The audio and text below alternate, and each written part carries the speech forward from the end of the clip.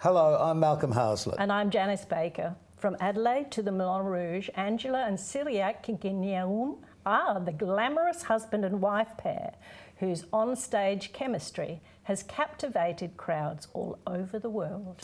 With a story seemingly plucked from a Hollywood script, the classically trained ballet dancers met almost 20 years ago while performing at the iconic Moulin Rouge in Paris, where you were. Yes, I was. They're our special guests next on... Our time. Your time? Our time. Mine too. Yours? Mm-hmm. Hello. This is a very interesting program we have. It is, but I just have to say, this couple, this lovely couple, were not at the Moulin Rouge when I was there, because I was there probably... Oh, Moses was there when you were there. Heavens. 40 years ago, not 4,000 years ago. Thank you. Anyway, no. Welcome to our two very special guests. Hello. Hello. Nice to meet you. Great to have you with us. And I know the Moulin Rouge is a great connection, but can we just explain what it is you did together and then find out where you came from originally, because that's a really interesting story. Right. What we did together, we were dancers at the Moulin Rouge. We met there and we performed at the Moulin Rouge for a number of years together, and then we went on from there to become what was called an adagio couple, which is overhead acrobatic lifts. We were saying just before, it's a word that's not used as much as it used to be. Why do you think that is? Why aren't young people learning to do what you two did, do you think? Yes. That's a good question, but... I think it's because it's so difficult to find the compatibility. Yes.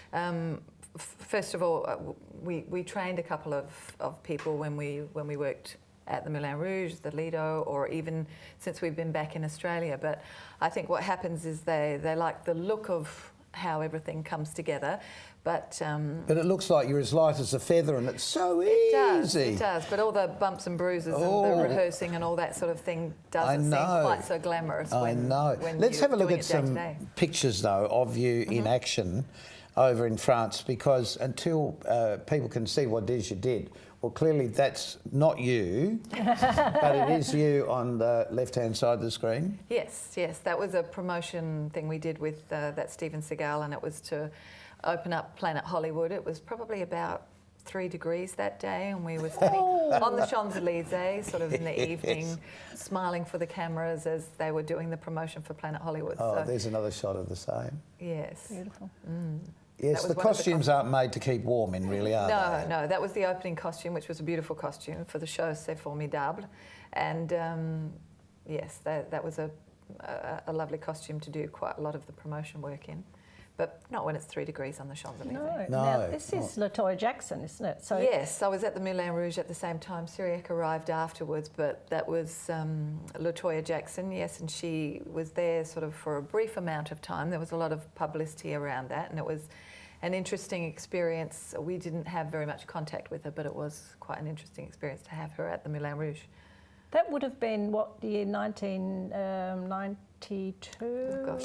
A little bit later. It was Later? But this is you. 96? This is you, but... This is us more recently. You're hiding somewhere there. We're right in the middle there. No, I know Cyriaque's you are, hiding. but he's hiding behind you. He's in control of my balance there. He is. So, yes, this is a little bit more recently. This is a show that we were in called Cabaret De Perry, which was inspired by the Moulin Rouge. This was here in Australia, wasn't it? Yes, this was here in Australia, and we performed in this show right up till about 2.5 years ago. Yes. So that prolonged our career considerably and gave us the opportunity to do a wonderful show that was very enjoyable to do, which kept us going. There they are. That's in our Lido costume. We were at the Lido de Perry on the Champs-Elysees, performing as the Adagio team. So this is kind of like a tattooed type bodysuit. And it was in the water theme. The Lido, as you probably will remember, has a tableau that's a water theme, and we were the couple that came out. We originally came on these beautiful fountain type doors, and then we stepped from behind there and came in to do the overhead acrobatic lifts and the Adagio. Oh, that's lovely. That's just a headshot that we had for different promotion work. What a handsome couple. Oh, they're lovely. The truth is, though, you're very close in height too, aren't you? Yes, well, is Cyriaque is 6'1" and I'm 5'9", which is actually kind of minimum height for yes, Moulin Rouge. for the Moulin Rouge. But yes, so that. when I do go on point, I'm actually as tall as Cyriaque, so he does have his work cut out Yes. for himself. But There you yes, go. so Doing that in point shoes too, how difficult? I actually liked working Did you? in point shoes. Got yes. you closer to his shoulders, did it? Yes, well, it was probably more difficult for him because he's got to reach up a little bit higher for me. But yes, I love the whole aspect of the classical side of working in point. When you look at these photos, do you feel, oh, I'd still love to be there? In a certain sense, yes, but I sort of look back and it's lovely. When we go back to Paris and we see the show, it's beautiful to be part of the audience and see, you know, a whole different generation of But also to know people. what's happening. And to know yes. how it works backstage Yeah. and the fun times we had. As you can see, we're messing around a little bit in this photo. But yeah, we worked with a lot of wonderful people, a lot of great times that we had at the Moulin Rouge. Did you only do your act or did you work amongst the show once you were together? At the Moulin Rouge, we were in all the different parts of the show. Right. When we were at the Lido and we were doing the Adagio, yes, that was a little Just bit more the two? featured. You were just an act. But no, we still had to You do still had to the do other everything. numbers. Yeah, Yep. you just had to change faster to be the act as well. Yeah. It's good you'd say warm. Yes. Wow. That's Cyriaque's little claim to fame there. That's a special photo because I don't know if you are familiar with the boxing, but just behind me there is Marvin Hagler. Marvin Hagler was a 4 times world champion of boxing, and I was so pleased to have a photo with him. Yeah. Very good. And being the feature of the photo as well. Front. This was when we worked on the ships, actually. After we had our career at the Moulin Rouge and the Lido, we decided to travel on cruise ships, and there we were, our own act, and we put together an act with magic illusions and dance. Well, I thought you were saying, what happened to my foot? Yes, where did my foot go? Yes, where did my foot go? So it was just the two of us, and we combined it with illusions and acrobatic lifts. We always thought it might be quite interesting to do a lift to get into the box, reappear, and do a lift to come out of the box and continue on with the dancing and the illusions together. So it was quite an experience. I'm actually in that You're box. in that box, yes, So, I can imagine. And you change costumes too? and I changed costumes, In the yes. So I'd box. go in one costume and come out in another, which was Cyriaque's idea, which of course he didn't have to do the changing. So Is that a zigzag box? that is a zigzag. Yeah. Yeah, that's the zigzag illusion. Yes. Oh, wow. That's going back to the Moulin Rouge again. That was one of the costumes called Parry Parry, actually. It was a great number, really beautifully choreographed and fabulous to do. Oh, fantastic photos to have. That's just great, isn't it? To it's remember, all good memories. To remember all of those things. Have you got moving vision of anything? Because they didn't shoot the shows then, did they? No, and it wasn't the era where we shame. had the Yeah, the selfies cameras and the and stuff, cameras yes. and the easily accessible. So we did have the dance captain there film us when we were doing the show. That we have little clips on YouTube and things of us doing. Oh, that's great. The waltz and a Janice couple has of got the things. tiniest bit, haven't you, of you singing? Yes. Yeah. Anyway, let's go back now to the beginning, because you didn't come from Paris. No, I didn't. So I'm Australian, born and bred in Whyalla. Which actually. is bryliant, I think. Yes. Yes, come a long way from Whyalla actually, and I had there was just one ballet teacher, Mrs. Clothier, in Whyalla, and she got me through to a certain level, and she said, "Well, that's pretty much as far as I can take you. You'll have to go to Adelaide." And I trained with Miss Taylor, and then auditioned for the Australian Ballet School for experience, and then got into the Australian Ballet School, and was there for 3 years. Did the Dancers Company, and then didn't get into the company, but had a great experience. With Because you were too tall? No, just they had their eyes on certain people and not on others, and they are grooming girls and boys to go specifically into the company. So they're looking for something particular, and if you don't have that something particular, you take the brilliant training that they've given you and you take it somewhere else. Find a new home for it. So were you scouted for the Moulin Rouge? Was that the first place? No, actually, in those days, you had to get yourself to Paris. It's wonderful now because they come to Adelaide. They come to Australia and they scout people, and they particularly like the Australians. And But in those days, it was just, you know, people talked about the Bluebells at the Lido, and they talked about the Moulin Rouge, and a couple of people that when I was, you know, teaching adult ballet classes said, "Oh, you're tall, you should go to Paris," and Paris, and so that sort of stuck in my head, and I saved my money, got myself a ticket there, and I sort of rolled up and auditioned, and amongst many other girls, and you go through quite a grueling long audition from everything from classical numbers to hip hop number type routines to can-cans and jump splits and the whole lot, and then they sort of pick you, and you hope that you're one of those. The jump splits got me. Yes, yeah. No, I didn't actually have to do that. With the big squeal on the way down. Fortunately, no. Yes. But when I auditioned, I had to sing 3 different songs and a dance to what was his name? Ruggiero. Oh yes, Ruggiero. Monsieur Ruggiero. Yes. Can you do this? Follow me. And fortunately, I have never really had dance lessons, but. You danced with me? What are you talking about? No, I did, but it was... I got the pictures. I can't say that You're I'm a dancer. on 2 feet the whole time. I'm a singer that can be choreographed. That's Right. how I put it. So I can follow, and fortunately it wasn't too much choreography in the show that I did, but it was a lot of fun. Anyway, enough about me. That's right. Where did you come from originally? Were you born in Paris? I'm born in Paris, not exactly. In Normandy, the name of the city is Rouen. It's 1 hour, 10 minutes by train from Paris. And your mum is from? My mother is from Normandy, she's French, and my father was African. From Africa? From Benin, yeah. Right. So how did you become a dancer? I became a dancer when I was 15, and I saw a show in Paris, and it was a Bolshoi Russian show, ballet. And after that, I just decided to be a dancer. But 15 is really old to start for a boy. It's true. Well, for anybody, but so it's I have to, you know, I have really to had to push. Yeah, really to work hard to try first of all, but I had that in my head to be a dancer. And did you have a focus to get to the Moulin Rouge as well, or not really? Because at the beginning I started to be a ballet dancer.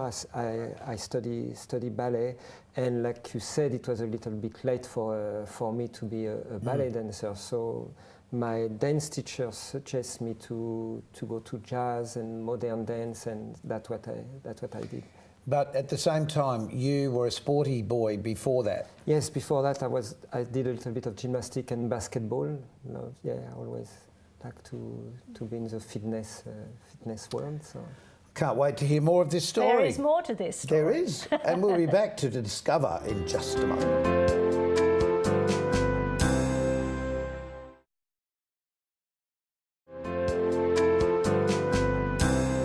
We have some very special guests. We have, but we were just talking to Cyriaque about how old you were when you started dancing, and you were 14. But before that, 15.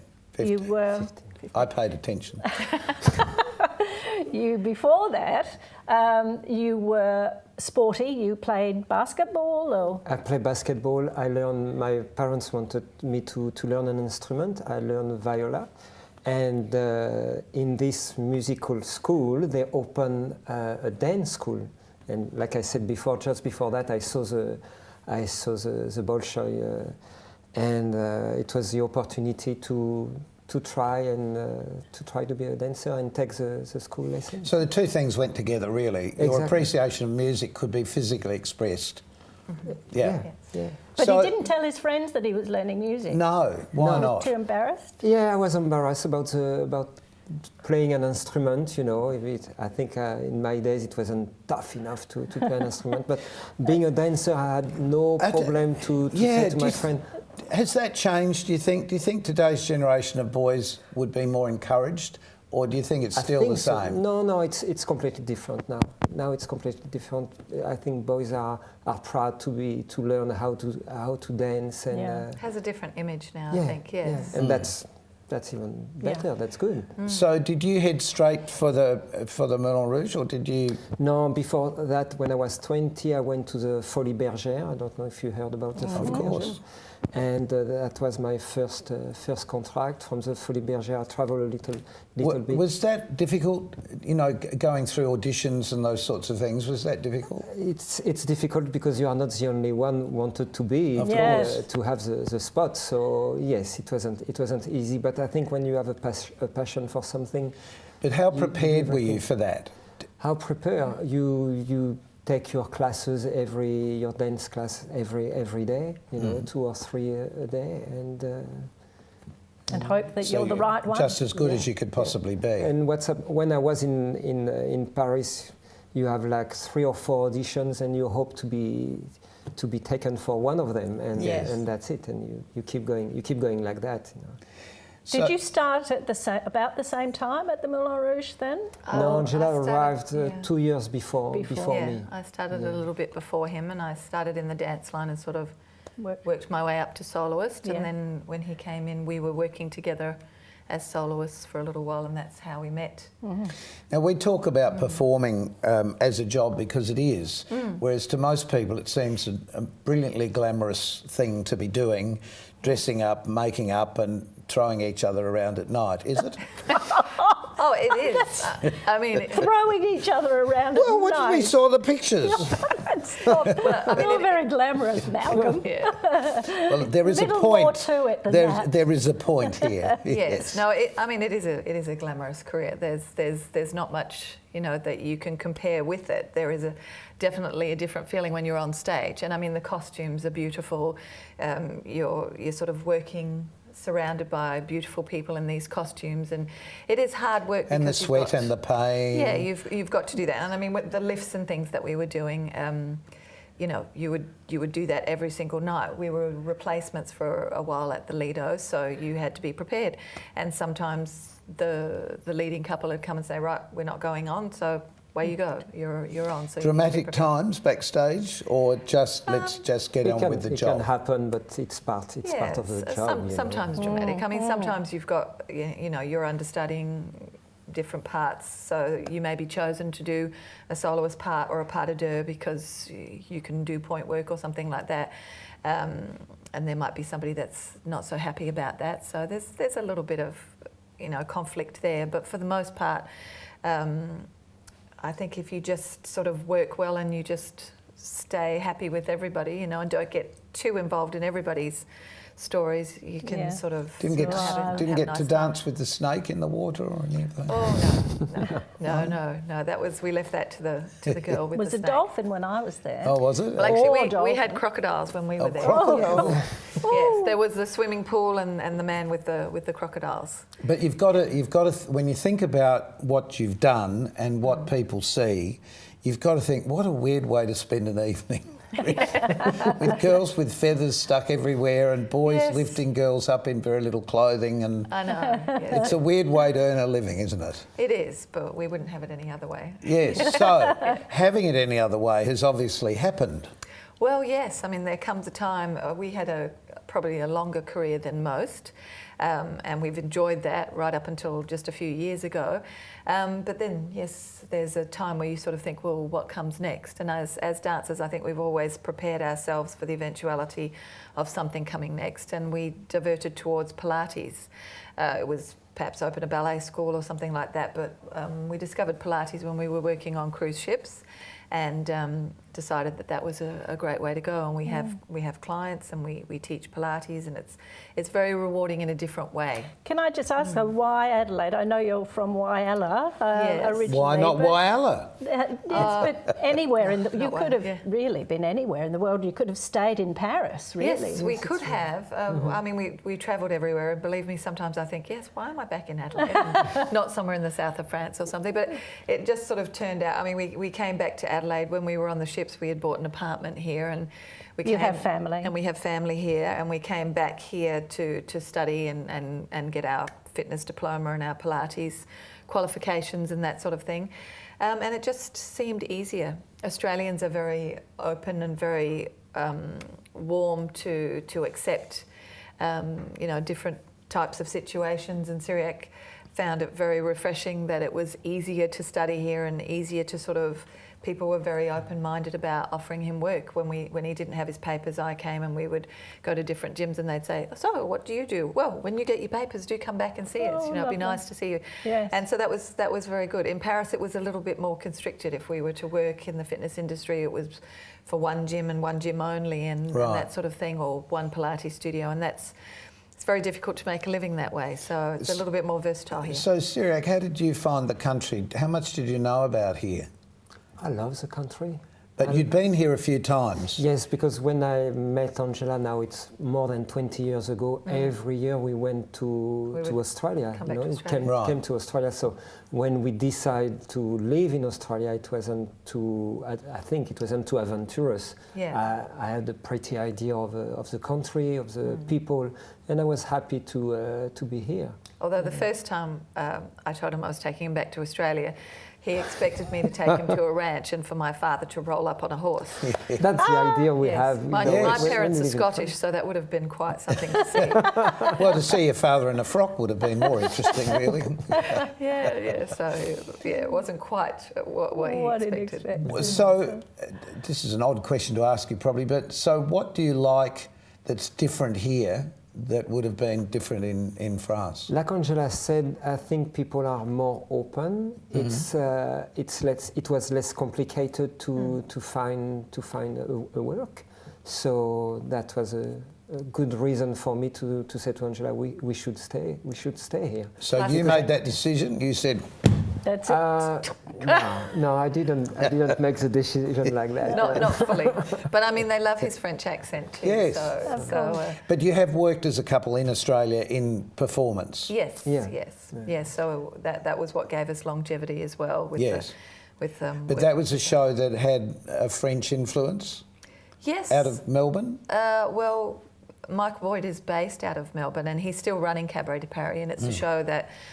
We're hoping will come to Adelaide again. The last time it was in Adelaide was our last performance, and everything went well on the night, and we thought, right, that's it. But since then he's been performing in Brisbane, and we trained a couple actually who we gave, like we sold our act to this couple, and they did it very well in the show that was just up in Brisbane. We went up to see them.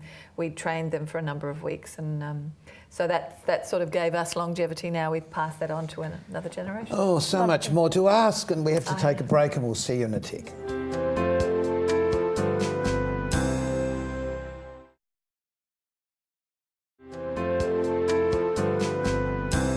Singing about the first time until I took lessons. 2.5 minutes. In what, French? Yes. All right. It was all in French. I was in France 5, last year. 4, 3, 2. And we're back with our Janice lovely has these. This is from. First of all, this is from. Friend of the Moulin Rouge. Moulin Rouge. This is the program of the show that I was in. There is Janice right there, and she's also hiding somewhere down here. It's just lovely to have this, isn't it? Well, it is. I mean, it's 40 years ago, but nice memories, very fond memories. Had a lovely time. Did this make you feel nostalgic? Us, yes. I know you're not in these pictures. Not in those. But these programs would have been printed for 10 years or something. No doubt. Different shows. Yes. The same, Different shows. That's it. Yeah. So now you're running Pilates classes here in South Australia. Yes. And is that, are you finding... Can I just explain why yes. I've met Angela? And Okay. Because my husband, with all of his injuries from It's cycling... not me, by the way. No, my husband, Kim, poor man, had some injuries from cycling, motorbike accidents as well, and was recommended to come and see this lovely couple to do Pilates. And he said to me, came home and said, you'll never guess, they worked at the Moulin Rouge. So that was You'll the have connection. to meet them. Yes. So, Yeah, that's how But it's very hard when you lose that connection with show business people and shows, doing shows. When you're not working in a show, something's missing. Do you feel like that? I don't know, because when you start to be a dancer, it's not forever. So you prepare yourself. So you're pre-programmed for that. Yeah. Yes. I wish somebody had told us it wasn't Who forever. told you? Well, we still see people in you know, when we go back to Paris, we still see people that they're now backstage and they're now in charge of the Moulin Rouge. When we're here, we had the experience with Michael Boyd and Cabaret De Perry, and now this lovely young couple, Danny and Sasha, who are in the show as well. So it's yes, But they're also we still keep a little bit of contact. with your clients though. You're taking and our them clients, to Paris. yes. Next year we're taking them to Paris, so we're going to show them. Oh, don't our tell me side of Kim's Paris. going to Paris to cycle around Paris. Oh, well, Don't know good about luck. We have to go. It's been just a joy to meet you both. Well, it's been lovely to It to really talk has with you. been a Thank joy. you. Thank you. Janice, say goodbye. Goodbye. Keep yourself nice until next time we see you. Bye. Take care.